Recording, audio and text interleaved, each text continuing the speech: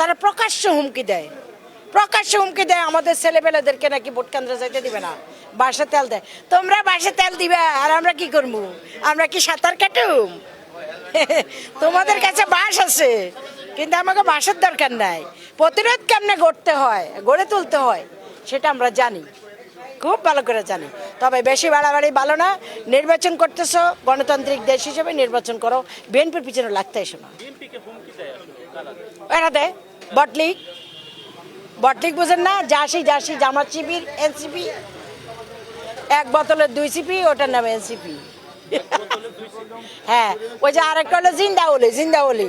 ওই জিন্দাওলি কারে বলে? জিন্দাওলি বলছে হলো কর্নেল অলি, ডান পাশে কর্নেল অলি, বাম পাশে হইলো শাপলাক অলি, মাঝখানে হলো জিন্দাওলি। কে? শফিকুর রহমান।